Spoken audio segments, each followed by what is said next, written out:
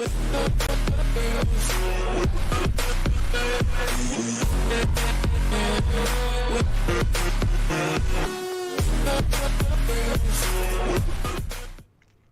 check, mic check, 1 2 1 2 1 2, mic check, 1 2 1 2.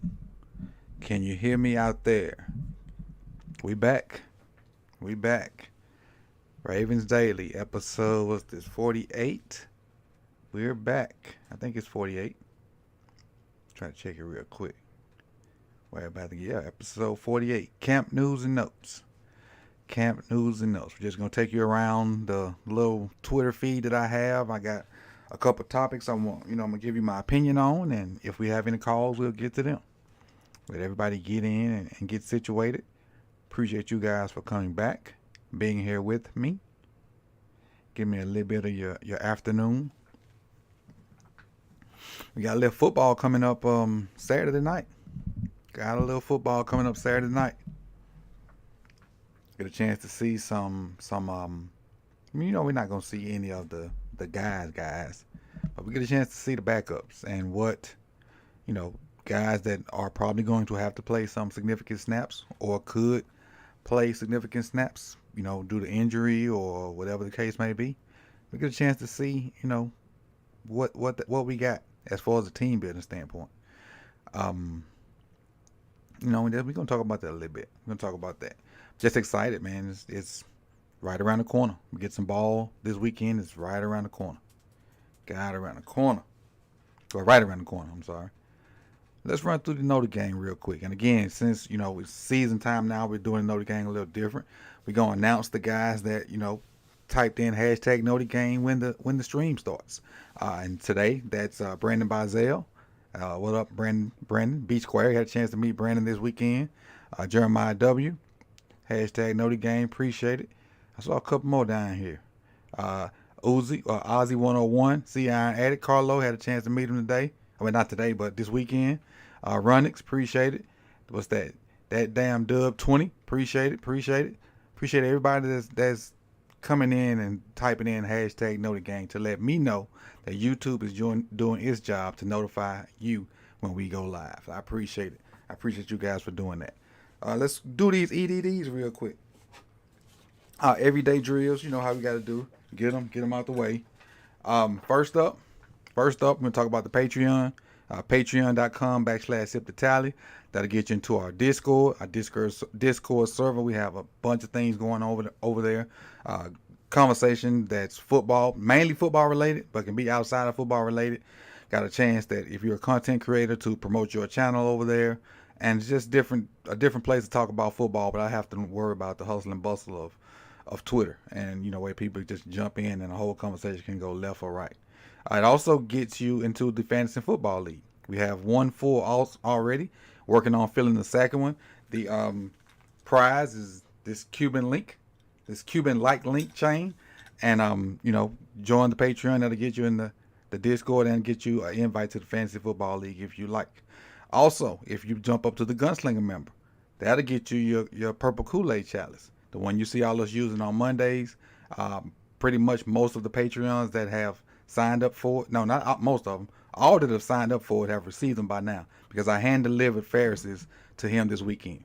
So everybody that's a Gunslinger should have their Sip the Tally purple Kool-Aid chalices, and Ferris has his hand-delivered to him this weekend. So I appreciate everybody for being a part of that. Also, we've started back our loyalty points. We got our loyalty points back. So if you do exclamation point points, it'll tell you how many points you got. They started yesterday. You'll get some reminders through there, but for those that want to donate, I'm not mandating that you do, but for those that want to donate, if you do it through the pinned comment, those dollars carry more weight than if you do it through Super Chat. The Super Chat is not closed, but if you donate through the pinned comment, and you still, trying to be one of those top guys in the loyalty points, that holds a little bit more weight than doing it through the Super Chat. So I just want to throw that reminder out there if you want to do it, not pulling your arm and telling you have to or whatnot, because if you want to do it. And that's pretty much all the EDDs for today. Let's kind of get into this little content we got going. Hold this thing right to about 20 minutes. about 20 minutes. So we'll go through our little Twitterverse and all the guys that I kind of go to for my information when I'm trying to see what's going on and I can't watch and whatnot. And I'll tell you at the end about my little experience when I had a chance to watch practice last week too. But we'll start with Jonas Schaefer. He talked about, Odell. He said Ravens wide receiver Odell Beckham is definitely practicing today because he just won a one-on-one versus Kayvon Seymour. Really? There's about 200 other receivers that can win one-on-ones versus Kayvon Seymour. But, okay, I guess it was noteworthy. Chris Ream also in that group is a new guy that I've recently started following. He also said Odell was special today. He had a bunch of catches and his best one, a one-on-one rep where he went over one hand with Brandon Stevenson and secured it with two. Mark Andrews also had one of his better days, beating Kyle Hamilton for a few passes, and that's from Chris Ream. Let's see what Jonah got. Now you went into the press conferences after that. Then I gave you Chris Reams. Then jump over there to Cordell Woodland, who I also had the pleasure of meeting in person this weekend. He talked about the guys that didn't practice with Trenton Simpson, which this is a bunch of days in a row for Trenton Simpson. Pepe was out there, then he was out. Now he out again. Rocky Sin is starting to worry me because it's, been a couple of days. Geno Stone's out. And I think Arthur Millette, I think at the end of the Harbaugh's press conference, they say he was dealing with a hamstring. So look at the DBs on that list. You got 3 DBs that's not practicing. So yes, Pepe, it's Rocky Sin, Arthur Marlette, however you say it. Well, I said 3 cornerbacks. I'm sorry, it's 4 DBs because Geno Stone's not 2, which is crazy. But Cordell also went on. He said it was a good day for the offense. I saw more big plays completed today than I have all camp.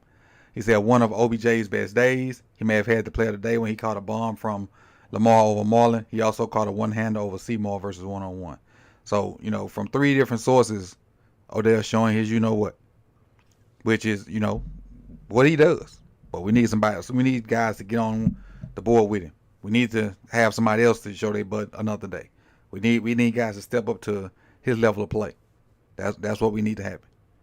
All right. So it don't need to be Odell every day. But somebody else mentioned Mark. I think Jeff maybe mentioned Mark. Let's get to Jeff. Jeff Zarubik is the last guy I kind of go to. And let me scroll down. I missed my spot.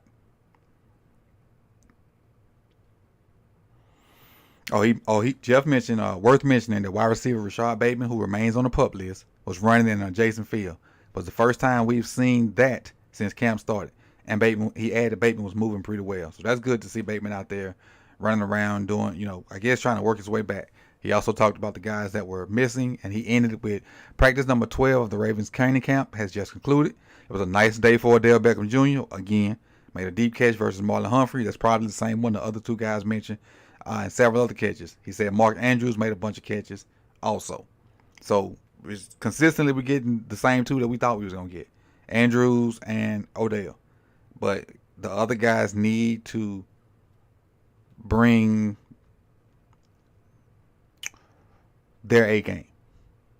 They need to bring their A game. They need other guys to step up and just compliment Odell and Mark. And I think Zay had a good day. Whatever the last day of practice was, Saturday maybe. So Zay, I think he's gonna build on what he's been doing. But we need other wide receiver names to come out and start being mentioned. That's what needs to happen. Those names need to pop up here and there and just not let it be every day Odell. Unless he's the only one getting targets. And I doubt that very, very, very seriously. I doubt Odell's the only one getting targets. All right. First topic of the day. And, we're going to talk about this dude, and I had really hoped to not talk about him as much as we had been talking in the last couple years. I felt like he got too many snaps on offense. But I guess for what we were doing offensively, his snap count fit. So now we've gotten a new offensive coordinator running a new offense. 42 has found his way back in the spotlight, which is amazing to me. He's found his way back in the spotlight. Practicing at left guard. So if you did not hear me, if you did not know, and I'm sure most of you guys have known because you got a phone or some kind of way to get alerts and whatnot, Pat Ricard was practicing with the offensive line. And this is from Jeff Zarebic, and I actually saw a video of him like doing a kick step and whatnot. Patrick Ricard, the offensive lineman, question mark. The Ravens at least taking a look. Observations from Monday's practice. Oh, he just talked about Ricard's versatility again on display as he returns to the Ravens team. And that's him working at offensive left guard on the offensive line. What do you guys think of Pat Ricard working as an offensive lineman? Put it in the comment section while I still kind of ponder, my thoughts on it. For us to first off think about finding somebody that is not a lineman to put at left guard, that tells me that the left guard problem is bigger than we all think. That tells me that the left guard problem is bigger than we all think. That also tells me that there's probably not very many spaces or sets with Pat Ricard on the team, which is, in the scheme, which is a plus for me. Which, that's that's the negative is the concern for left guard. The positive for me is a lot less 42 in the game. Also, now another negative with Ricard playing left guard. If he's athletic and talented enough to even get snaps at left guard during a game, that goes to show you how much of an athlete this dude is. Now, y'all know I'm a Ricard hater, but to go from, somebody mentioned this on a tweet earlier. I don't remember where it was. I ain't trying to steal your tweet. I just don't remember who said it, but somebody did say it. This dude was a UDFA as a D lineman, turned himself into a Pro Bowl fullback. Now, I don't think he stands no chance in hell to play left guard, not one snap. But just imagine if he was. How athletic would that be? I'm just saying. Now, I don't think he will. I don't think he can. And I think if he ever had to do that, we'd be in a whole mess of trouble. But just think about it, if he could do all that within a 4, 5, 6, 7 year time frame in the NFL. That would be crazy. But sticking with the left guard, what does that say about, first up, Ben Cleveland? A guy you guys knew that I had a lot of faith in. A lot of faith. And I had a lot of faith in him last year. Like I made a video last year that said, Ben Cleveland, this is your job to take. He screwed the pooch by starting off by not passing the conditioning test. Then I think he got in Harbaugh's doghouse. And we all know what happens when you get in Harbaugh's doghouse. The good thing about that is when he did get a chance to play last year, they had some big run games behind Ben Cleveland. They did. Now, this is a new year, and I don't know if Saleh is just that good. I don't know if Ben Cleveland's regressed. I haven't even seen enough of Mr. Simpson to give an opinion about him. But that's what Saturday's going to bring. Saturday will bring some, I don't know, closure, but at least we should be able to get out there and see what Mr. Simpson can do, even though, it's going to be versus another team's twos or whatnot. It may be because nobody's really going to play their ones. But we can start to kind of formulate in our brain maybe who's winning these battles outside of what we're getting, in different reports. Because, to quote this wise professor from this movie where he was teaching these young ladies to, don't trust nobody's information but your own. Don't trust nobody's information but your own. If you know what movie that came from, let me know. If you know what movie I'm talking about that came from, let me know and I'll give you some talent points. I'll add that to your points. I give you 100 points. But don't trust nobody's information but your own. All right, that came from a professor in a movie. But going on, I need to see how much outside zone, inside zone are we going to do versus how much power counter we did last year. That's what I want to see from this preseason game. I want to see, are we going to try to stretch that thing out and work the edges, or are we going to just try to pound it in there, or are we just going to have all these concepts and Monken call it versus what the defense giving, which is what I think. To me personally, there are four main run concepts. 4. Inside zone, outside zone, power counter.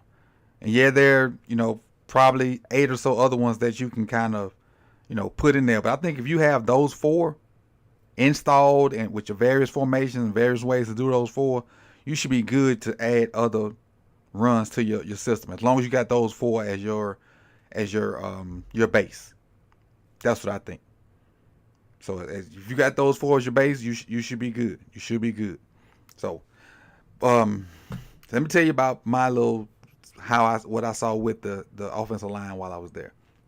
A few things I talked about them already. Nothing real, a lot to report because it was a walkthrough and they had already kind of went through a lot of the early drills by the time I got there.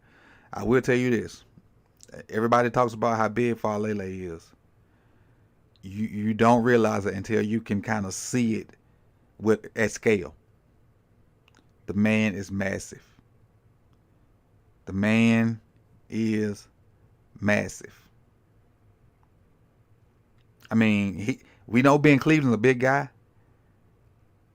Falele makes him look average. That's how huge he is. If I don't know if his feet have gotten better or is he more nimble, but if that young fella get on the field, and I feel like if he get his hands on you and fall on you a couple times, you ain't gonna want to get back up. That individual is huge. Another thing, Tyler Linderbaum, small. My respect, and I mentioned it last night on the roundup. My respect for Linderbaum it's already up there based off his play, but it has went through the roof. Linderbaum is a small individual, but he gets the job done. He gets in there and fights with them, with the DJ Readers, with the Chris Joneses of the world. He gets in there and he gets the job done, especially in the run game. But those guys were massive. I think we had a UDFA from Kentucky that was huge too. Like I didn't see him get any reps at any position or whatever, but I think his name is Manning. I think that guy's huge too, but I haven't seen him get any reps on any video or any of the the time that I was paying attention. So I just talked about the size of those guys. As far as what I saw with the wide receivers, they were they did ROA, which is routes on air, and the entire practice I was there were 3 balls on the ground, 3, which was a good day for them throwing the ball. But again, there were no pads and whatnot. And even when they did 7-on-7 or the defense was present, there still were only 3 balls on the ground. One of them was a miscommunication between Treadwell and whoever threw him the ball. Like Treadwell cut inside hard, and the ball was a little bit outside the framework of his body and kind of low.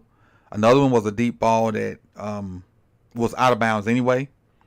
And those two didn't alarm me. The one that alarmed me was to Devin Duvernay. So they're kind of half running through the routes, and the defense is running where they're supposed to be, being in position, but they're not really playing defense. And so Duvernay gets a back shoulder throw from somebody, but he never even looks for the ball. Well, I say he never even looks for the ball. He waits to the last minute and looks for the ball. And when he turns, it bangs him in the face. So then the reaction to that was like, there was like no reaction. Like he didn't even expect the ball to come to him, which is crazy.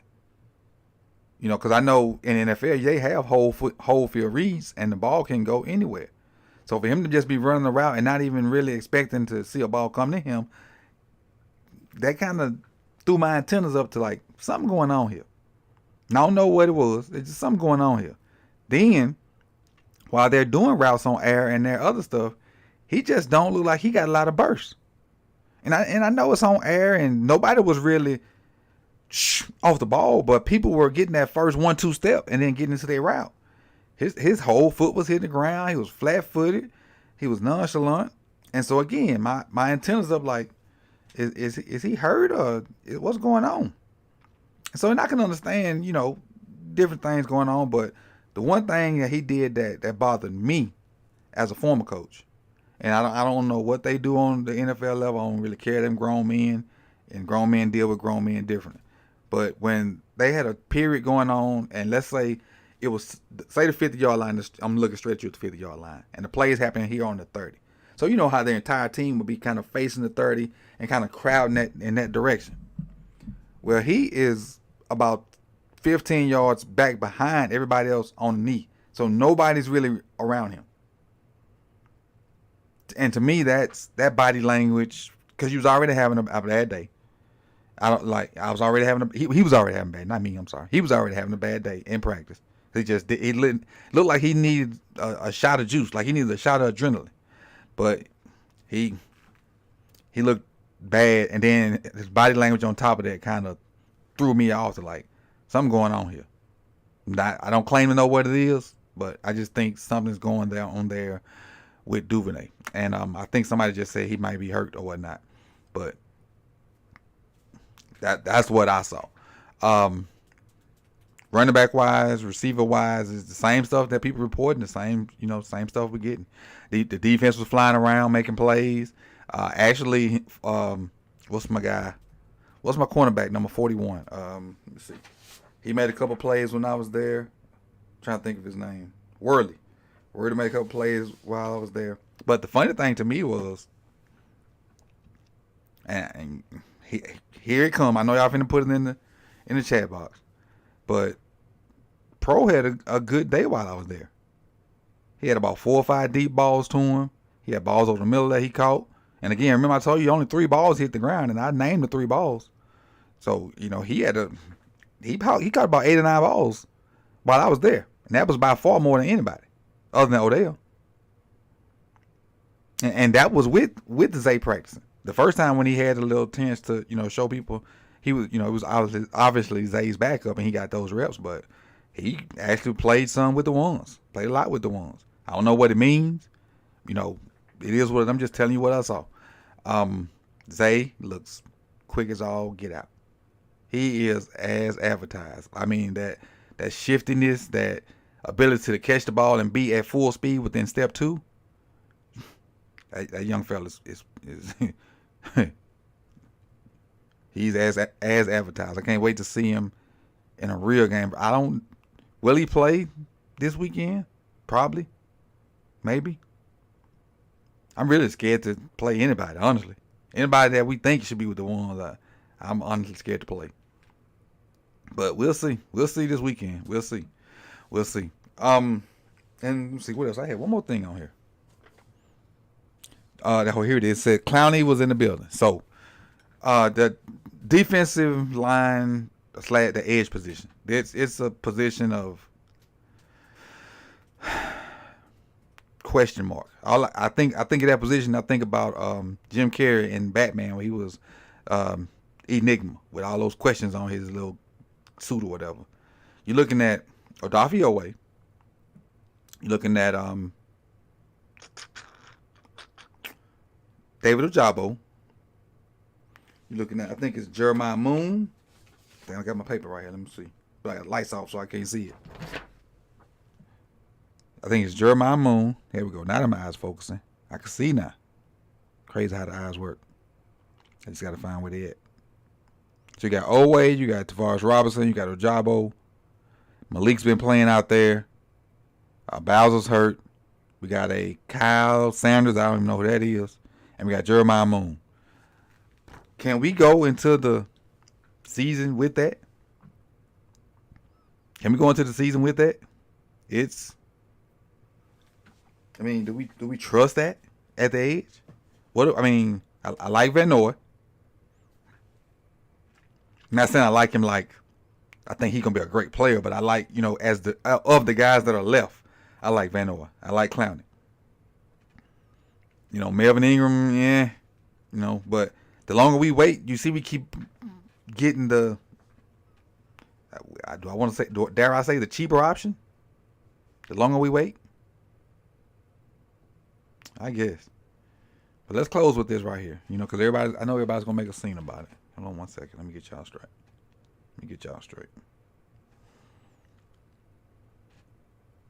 The depth chart came out today, and what you see in front of you is the defensive side of it. At defensive tackle, they have Matter BK at nose tackle, and I'll try the way they got it up there. I'll try to do it. So, defensive tackle is Matter BK here. That's probably the 3 technique. Michael Pierce is probably the 1 technique. The 4 or 5, however they play it, would probably be Roger Washington, defensive end. The rush end will probably be like a 7. Would be an OA. Sam linebacker, which would be some kind of stand-up position, would be Bowser, but we know he's hurt. So that's probably Jeremiah Moon right now. So you're probably looking at Jeremiah Moon right there. They have Ojabo listed behind Owe. So according to this depth chart, that's Jeremiah Moon. But I'm sure if this was like a real game, I'm saying for sure, but I don't know. Because Tyus Bowser and Ojabo different kind of players. So Jeremiah Moon may fit the body mold of Tyus Bowser and what he can do. So Jeremiah Moon may be the guy they throw right there right now. So let me not assume. Anything. Now you're looking at your corners. Obviously, Rocky Sin's hurt. Oh, and so Jalen Armour-Davis, that does confirm what I saw when I was there. Jalen Armour-Davis was going with the ones at the other corner.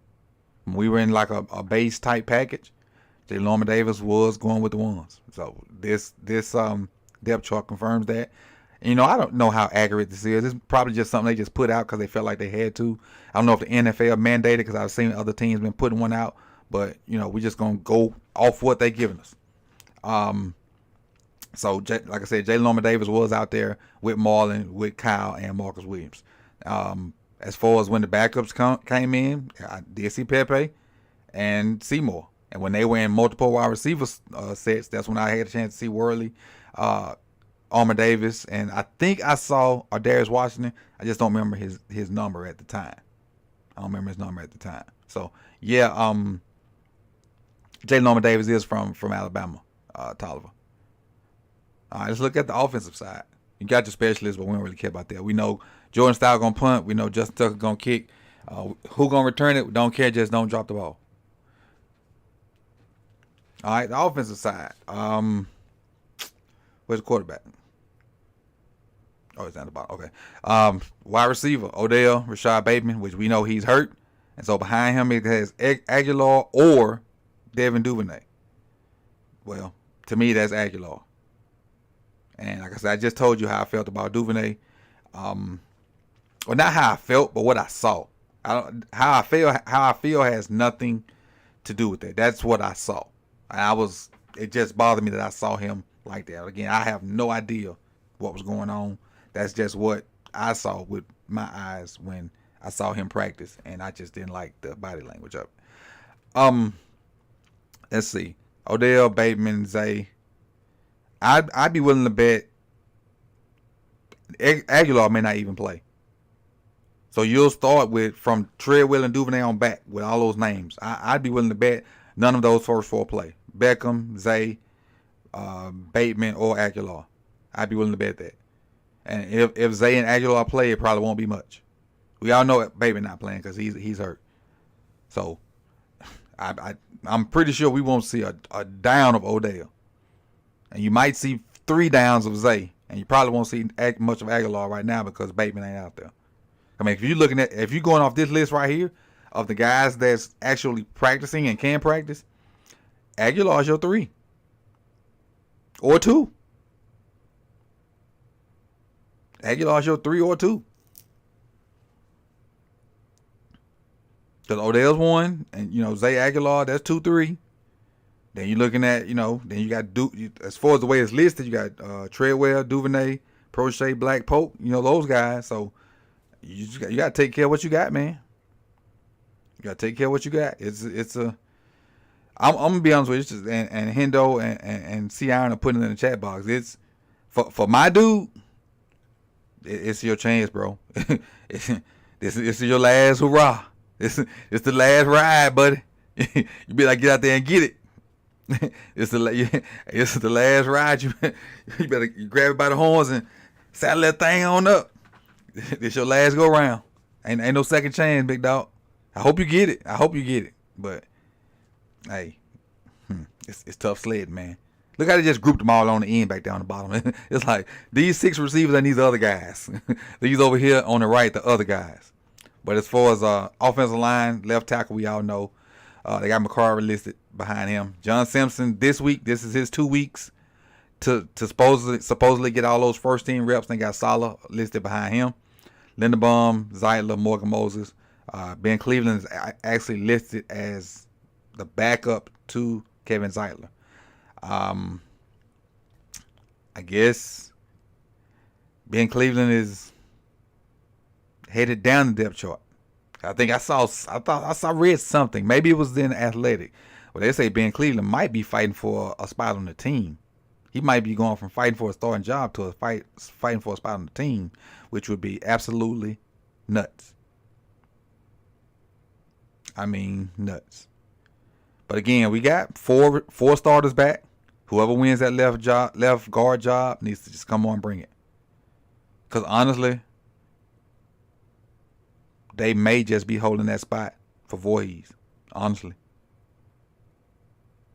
Or Voorhees may be signed to take over for Zeitler when he leaves. That may be what's going on. Voorhees might be the heir apparent to Zeitler because Ben Cleveland don't look like he gonna play out. And I don't know what we're gonna do with Falele. That massive. We gotta find something to do. At least make him a fullback in a heavy package or something. But then quarterbacks, you got Lamar Huntley, Josh Johnson, Anthony Brown, Ricard, and Ben Mason at fullback. I'm gonna do this, and if y'all get a chance, y'all do it too. Go look at other teams' depth chart that they released, and send me the fullbacks they got. Like I'm sure everybody probably got one, but do they got 2? They may have 2 because it's camp. And then running backs, we got Gus as a starter, J.K. as a backup. Obviously, he's out. Justice Hill gonna be 2. Melvin Gordon 3. Keaton Mitchell 4. And I'm really rooting for Keaton Mitchell to make this team in some way, shape, form, or fashion. Keaton Mitchell is my UDFA pick to make this team, even though when they signed Melvin Gordon, that became unlikely. But I'm rooting for Keaton Mitchell some kind of way. It don't seem likely, but I'm rooting for him. And that's one of the guys I'm excited to see this weekend, to see if he can get loose and spray some people. That's one of the guys I'm excited to see. So that's the little roundup what I got for you. That's what I got for you today. And again, tomorrow we'll, hopefully practice will be over around this time and we'll have whatever news that comes out. And if it's something you guys want to call in and talk about, you'll be able to do that tomorrow also. I appreciate you guys for coming through. You could have been anywhere in the world, but you chose to be here with me. Make sure if you want to be in that fantasy football league, want to get in the Discord or get a chance to get a purple Sip the Tally purple Kool-Aid chalice, patreon.com/Sip the Tally. Again, all you guys for commenting in the chat box, you're accumulating points. Go toward those. Well, I changed the name to tally points. But if you do exclamation point points, it still pop up. You get a certain amount of points for being in the chat box so much. You get a certain amount of points for commenting. You get a certain amount of points for donating, whether you do it through the tip jar or super chat. But you get many more points if you do it through the tip jar. All right. So that's what we're working on. First giveaway at the end of the month, and soon I got some new merch. You just see size is limited, and I'm gonna talk about the merch. Matter of fact, I'm gonna start the stream off tomorrow showing you guys the merch and the details is within the new shirt we got. All right, you guys saw me wear one of them last week. It was had the white hood, kind of faded up purple like ombre, and it had the FTMF, which is filmed and more film, but it's a bunch of little details in the words FTMF, and that's what we were selling at the roundup. But I have some here actually in front of me, and if you guys want one, just DM me and I'll get with you. The sizes are limited. I only made one run, so I have large through 3X. Just holler at me, man. Just holler at me. And that's all I got for you today, man. I appreciate you guys for coming through. Like, comment, share. Again, phone lines will be open tomorrow, and I'll see you guys then. Peace.